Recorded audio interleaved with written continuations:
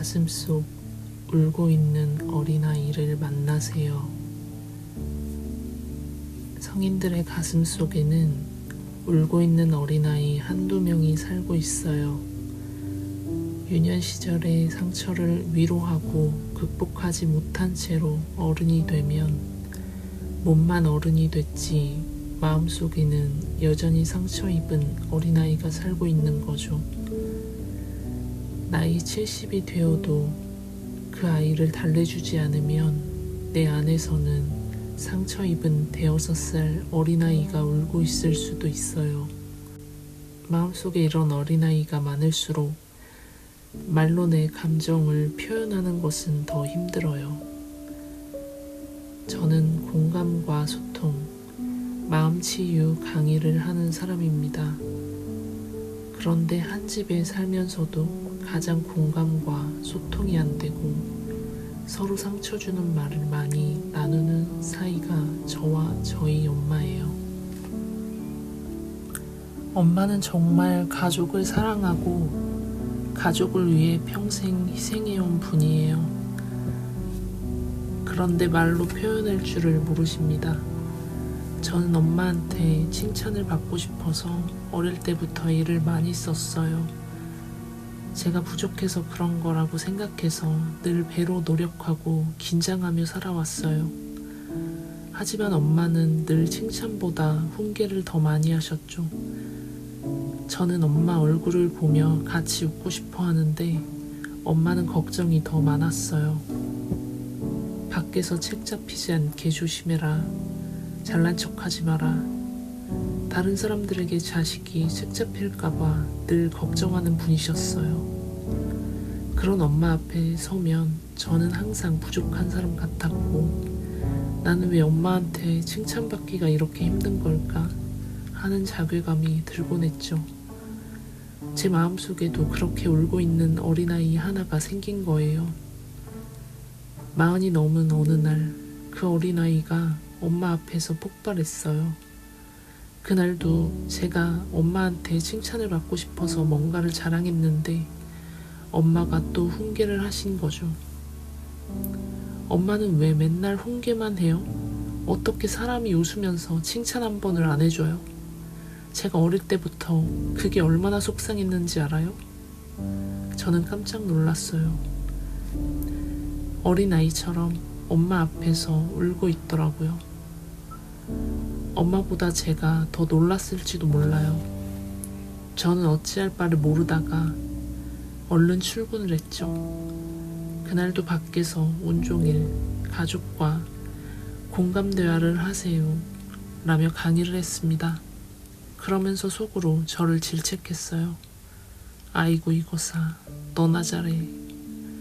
밤에 퇴근을 했더니 늘 저를 기다리며 안 주무시던 엄마가 주무시고 계셨어요.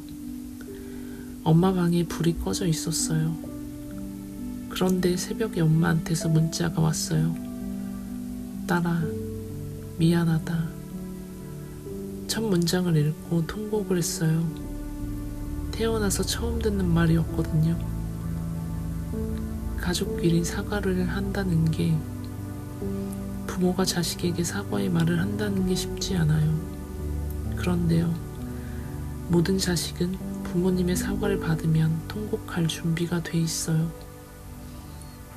엄마가 마음은 안 그런데 어려서 부모 사랑을 못 받고 자라서 마음을 말로 어떻게 표현해야 할지를 모르겠다. 70이 다 됐지만 앞으로 노력해볼게. 미안하다. 저는 통곡하면서 죄송하다는 편지를 쓰며 새벽을 맞았어요. 저는 엄마가 보낸 문자에서 한 문장에 주목했어요. 어려서 부모 사랑을 못 받고 자라서 라는 부분 말이죠. 엄마가 살면서 속마음을 처음으로 털어놓은 거였거든요. 바위처럼 자기 감정이나 아픔을 전혀 표현하지 않는 분이셨기에 그 문장이 제 가슴에 와서 아프게 박히더라고요. 엄마 가슴속에 울고 있는 어린아이를 발견한 거죠. 저는 결심했어요. 밖으로만 마음치유 강의하러 다닐 게 아니라 우리 엄마 가슴속에 울고 있는 어린아이부터 꺼내보자. 엄마한테 노트를 몇 권 사다 드렸어요. 엄마는 글을 정말 잘 쓰잖아요. 기억나는 어릴 때 이야기부터 일기처럼 써보세요. 처음에는 글은 무슨 글이냐며 안 쓰겠다고 하시더니 어느 날 보니까 5권째 자기 이야기를 쓰고 계신 거예요. 이전에는 수필이나 짧은 동화를 종종 쓰셨을 뿐 본인이 살아온 솔직한 이야기를 써본 적은 없었어요. 한 노트에서는 첫 문장이 까만 치마에 흰 저고리를 입은 5살, 나는 울고 또 울면서 엄마를 찾아다녔다 로 시작해요.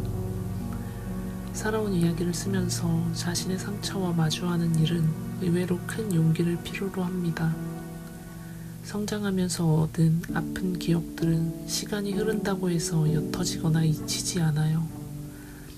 잊었다고 생각하지만 살다 보면 어느 순간 그때의 기억과 감정이 툭 하고 튀어나와서 현재의 삶을 흔들어 놓고 감정을 소용돌이치게 할 때가 있어요. 내 가슴속에 울고 있는 어린아이가 나도 모르는 사이에 튀어나와서 울기 시작하는 거죠. 과거의 상처 때문에 상한 감정이 현재의 상황을 악화시키는 거예요. 치유되지 못한 내 과거의 상처를 모르는 사람들은 그런 내 감정을 이해하기 어렵습니다. 그러니 우리는 힘들더라도 스스로 과거의 아픔과 마주하고 화해를 시도해야만 합니다. 오늘 내 삶이 온전히 행복할 수 있으려면 말이에요.